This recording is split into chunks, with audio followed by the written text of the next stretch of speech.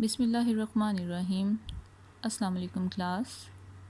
آج ہم پاکستان میں پارلیمانی جمہوریت کی ناکامی کے اسباب کے پارٹ فرسٹ کو ڈسکس کریں گے، جس میں ہم دیکھیں گے کہ جمہوریت کیا ہے، پارلیمانی جمہوریت کسے کہتے ہیں، اور اس کے بعد ہم دیکھیں گے کہ جمہوری جو نظام حکومت تھا، جو پارلیمانی جمہوریت تھی پاکستان میں، وہ کیوں ناکام ہوئی۔ اس میں سب سے پہلے ہم جمہوریت کا مفہوم دیکھتے ہیں، وہ کیا ہے۔ جمہوریت کی جو ایک بہت ہی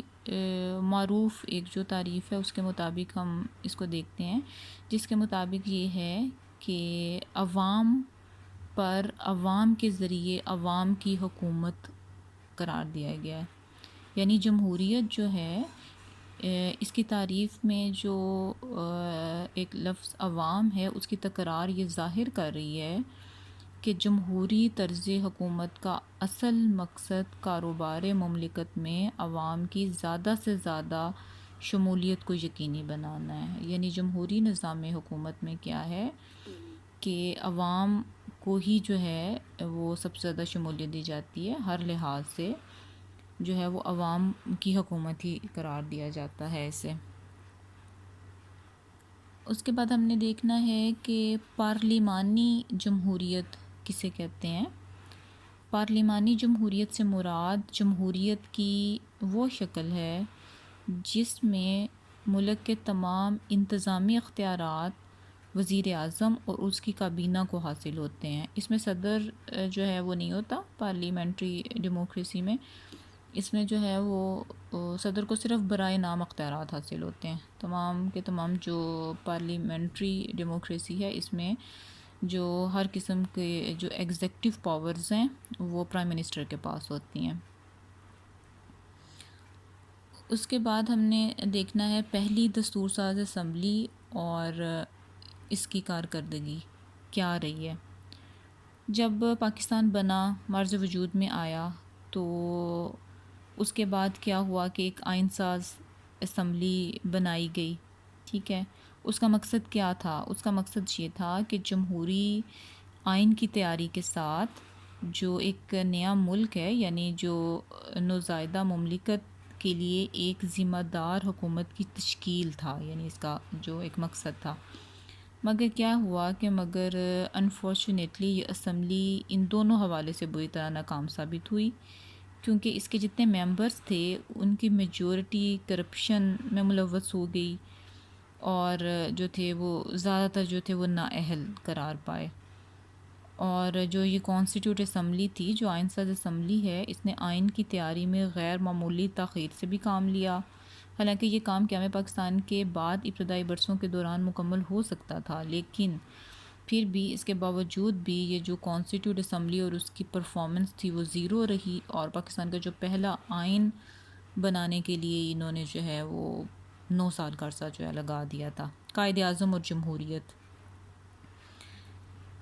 قائد اعظم جو تھے، ان کو ڈیموکریسی پر ایک جسے کہتے ہیں نا کہ ایک پختہ یقین ہونا، یہ وہ رکھتے تھے۔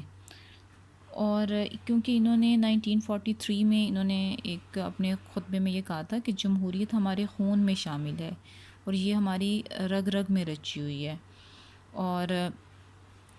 اس وجہ سے جو قائد اعظم تھے وہ یہی چاہتے تھے کہ ہم پاکستان میں ایک ایسا سسٹم جو ہے وہ لے کر آئیں جو مکمل طور پر ڈیموکریٹک ویلیوز کو جو ہے وہ پورا کرتا ہو، ٹھیک ہے نا، ہر لحاظ سے۔ تو اس کے بعد کیا ہوا، اور یہی جو تھے جو قائد اعظم جو تھے، انہوں نے آزادی کے جذبے سے سرشار ہو کر سیاست میں جو ہے وہ سرگرم عمل بھی یہ ہوئے تھے، ٹھیک ہے۔ اور اس کے بعد لیکن کیا ہوا، پاکستان بننے کے فوراً بعد جو ہے وہ سیاسی تربیت کی کمی تھی لوگوں میں، جو اس وقت آئے، جو اس وقت کے ایک انتظامی ڈھانچے کے جو ممبر تھے، ٹھیک ہے۔ اور جس کی وجہ سے کیا ہوئی کہ جو قائد اعظم اور جو ان کی ڈیموکریسی تھی، جس پر انہوں نے ایک پورے پاکستان کو تشکیل دیا تھا، یا ابھی وہ دینا چاہ رہے تھے آگے، ٹھیک ہے، اور وہ جو تھا وہ فلی طور پر جو تھی وہ ناکام ہوگی، کیونکہ ان کے ساتھ ان کے جو فالوورز تھے، جو وہی جو تھے وہ ان کے ساتھ پراپر طریقے سے نہیں چل سکے، یعنی جو پارلیمانی جمہوریت کے جو تقاضے پورے کرنا جو تھا وہ ان لوگوں کے بس کی بات ہی نہیں تھی، جو کہ ایک قائد اعظم اور ان کی جمہوریت جو چاہتی تھی. ٹھیک ہے، تو اس وجہ سے جو پارلیمانی جمہوریت ہے، جیسے کہ قائد اعظم چاہتے تھے، اس کا جو مستقبل ہے وہ کسی کو بھی نظر نہیں آ رہا تھا کہ اب آگے کیا ہوگا. اس کے بعد مسلم لیگ کا سوال. پاکستان بننے سے پہلے تو مسلم لیگ جو تھی اس نے بڑی کوشش کی. ٹھیک ہے، ایک اپنا ان کا ایک لاہ عمل تھا. ٹھیک ہے، اس کے مطابق ان کے اپنے موٹیوز تھے. ٹھیک ہے، جس کے مطابق جو تھے وہ چلتے رہے. ٹھیک ہے، اور انہوں نے بڑے جو ہے وہ فلاح و بہبود کے لیے بھی بڑے پازیٹیو سٹیپس اٹھائے. لیکن کیا ہوا، جب پاکستان بن گیا تو مسلم لیگ ڈکلائن کا شکار ہونا شروع ہو گئی. اس نے بھی جو ہے اپنی جو ایک پاور پالیٹکس تھی، ٹھیک ہے، جو ایک اقتدار کی سیاست ہے، اس کو اپنا حصہ بنا لیا. ٹھیک ہے، اور جو ان کے لیڈرز تھے، ٹھیک ہے، ان میں کوئی بھی ایسی چیز اب نہیں رہی تھی کہ وہ یونٹی رکھیں اور اکٹھے چل سکیں. ٹھیک ہے، اور ان کے مختلف قسم کے جو تھے گروپ بن گئے اس کے بعد، اور جس سے کیا ہوا کہ عوام کے اندر بھی بہت سی جو ہے وہ مایوسی پیدا ہو گئی، عدم اعتماد پیدا ہو گیا. ٹھیک ہے، ان کے مسلم لیگ کے زوال کی وجہ سے، اور جو کہ ایک جمہوری ناکامی کا ایک سبب بنی. اس کے بعد جمہوری اقتدار کی پامالی ہے. اس وقت کیا تھا کہ پارلیمانی طرز حکومت کی کامیابی کے لیے یہ بڑا ضروری ہوتا ہے کہ جمہوری اقتدار کی پاسداری کی جائے. لیکن کیا ہوا کہ پاکستان میں شروع سے ہی ان اقدار کو پامال کیا گیا. قائد اعظم نے پاکستان کا گورنر جنرل بننے کے بعد لیگ کی صدارت سے استعفیٰ دے کر ایک جمہوری روایت کا آغاز کیا تھا. کیونکہ قائد اعظم جو تھے ان کا یہ خیال تھا کہ مسلم لیگ ایک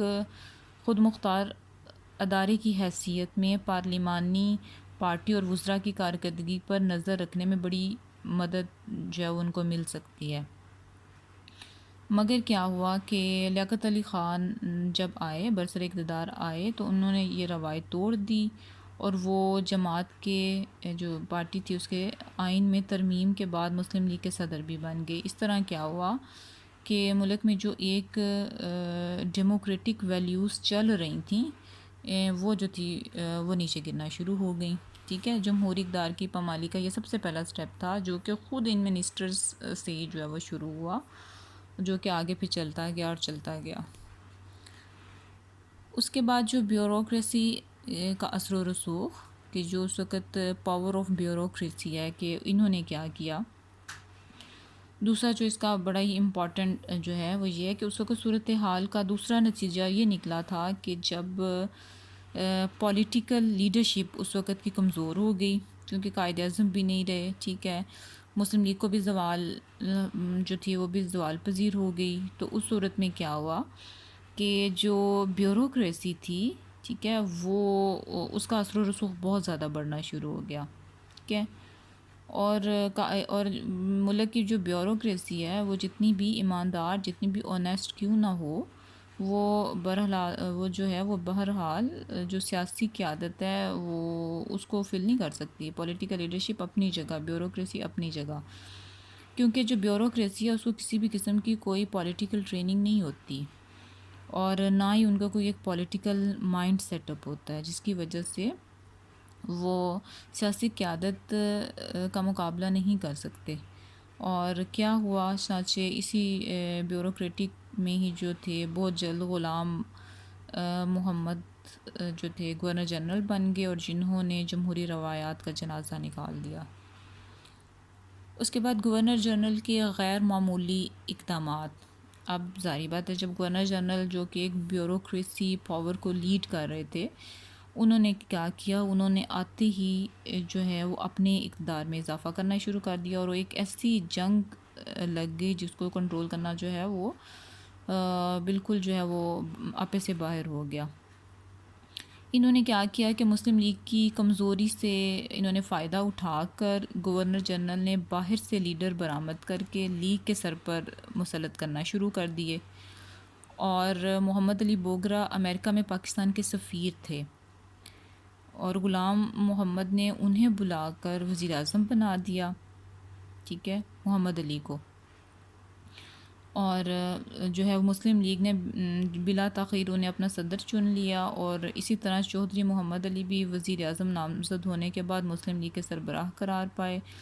گویا اس طرح یہ ہوا کہ مسلم لیگ باطنی طور پر اس قدر کمزور ہو چکی تھی کہ وہ جو ہے وہ گورنر جنرل کے ہر طرح کے احکامات ماننے کے لیے اب تیار ہو گئی تھی، اور یہ سب کچھ پارلیمانی نظام کی روح کے بالکل اپوزٹ ہو رہا تھا، جو کہ جس نے پارلیمانی جمہوریت کی جڑوں کو بہت زیادہ کمزور کر دیا۔ اس کے بعد پارلیمانی نظام کے بنیادی اصولوں کی نفی، جتنے بھی بیسک پرنسپلز تھے پارلیمانی سسٹم کے، ان کو کیا کیا گیا تھا، ان کو پورا نہیں کیا گیا تھا، کیونکہ پارلیمانی نظام کا جو پہلا اصول ہے وہ یہ ہے کہ جو اکثریتی پارٹی کے سربراہ کو حکومت بنانے کی دعوت دی جاتی ہے، لیکن جہاں پہ کیا ہوا، یہاں پہ معاملہ بالکل ہی الٹا ہو گیا تھا، کیونکہ وزیر اعظم کی نامزدگی پہلے ہو جاتی تھی، یعنی کہ ان کو پہلے ہی نامزد کر دیا جاتا تھا، اور پھر اس کے بعد اکثریتی پارٹی کی طرف سے اس کی حمایت کا اعلان کر دیا جاتا تھا، یعنی بالکل جو ہے وہ الٹا انہوں نے اس وقت سارا کیا، ٹھیک ہے۔ اور دوسری طرف کیا تھا کہ لیگ کے جتنے بھی اراکین اسمبلی کسی بھی کابینہ میں شامل ہونے کے لیے ہر وقت تیار رہتے تھے، اور گورنر جنرل جب چاہتا تھا وزیر اعظم اپنے عہدے پر قائم رہ سکتا تھا، اور جب گورنر جنرل جاتا تھا وہ وزیر اعظم کو ہٹا دیتا تھا، یعنی وہ جو تھا وہ آل ان آل اپنی اتھارٹی کو جو ہے قائم رکھنا چاہتا تھا، ٹھیک ہے۔ اور یہ صرف قائد اعظم ہی تھے جنہوں نے یہ ساری جو پالیٹکس تھی اس کو بالکل جو ہے وہ صحیح طریقے سے چلایا تھا، ورنہ اس کے بعد جو تھے وہ غلام محمد ہوں یا سکندر مرزا، دونوں نے جو ہے وہ سیاست کو اس طرح سے یوز کیا کہ وہ کنگ میکر کا کردار جو ہے وہ ادا کرنے لگے تھے اس وقت۔ اس کے بعد سیاستدانوں کا کردار، جو رول آف پولیٹیشنز کیا تھا اس وقت، کیا تھا کہ جتنے بھی بیوروکریٹس تھے وہ سیاسی رہنما بن کر ابھر رہے تھے، ٹھیک ہے، اور انہوں نے اس سیاسی خلا سے پورا فائدہ اٹھایا تھا، ٹھیک ہے، اور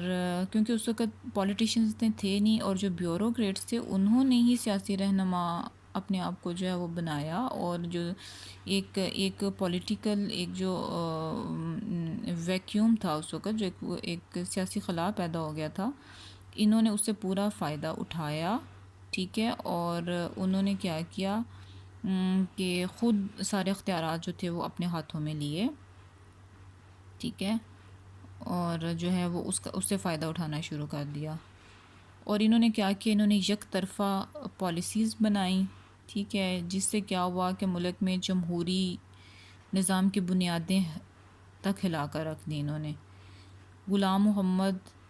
نے خواجہ ناظم الدین کو وزارت اعلیٰ سے برطرف کر دیا، حالانکہ وہ اسمبلی میں کامیاب بجٹ بھی پیش کر چکے تھے، اور انہیں ارکان کی اکثریت کی حمایت بھی حاصل تھی،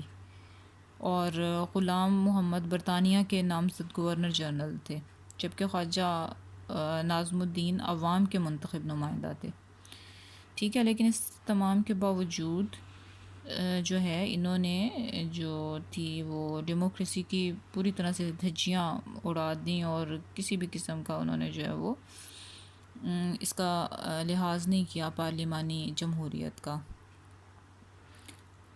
اس کے بعد لاسٹ میں ہم دیکھیں گے گورنر جنرل غلام محمد کا اقدام۔ اب انہوں نے کیا کیا، جو گورنر جنرل غلام محمد تھے انہوں نے 1954 میں کانسٹیٹیوٹ اسمبلی ہی توڑ دی، جس سے کیا ہوا، جس سے جو ایک ہوپ چل رہی تھی کانسٹیٹیوشن کے بننے کی، ٹھیک ہے، وہ ختم ہو گئی، اور پاکستان میں پارلیمانی جمہوریت کا مستقبل بالکل تاریک ہو گیا ان کے اس قدم سے، جس سے پاکستان کی تاریخ میں جو ہے وہ بہت زیادہ اس کا نقصان اٹھانا پڑا۔ ایک پارلیمانی ڈیموکریسی کے لحاظ سے یہ ایک بلیک ڈے تھا۔ آج ہم اس کے اتنے ٹاپک کریں گے، نیکسٹ لیکچر میں ہم اس کے پارٹ سیکنڈ کو ڈسکس کریں گے، اسی کے ہی نیکسٹ پوائنٹس کو، اور پھر اس کو ختم کریں گے۔ اسی کے ساتھ ہی اللہ حافظ۔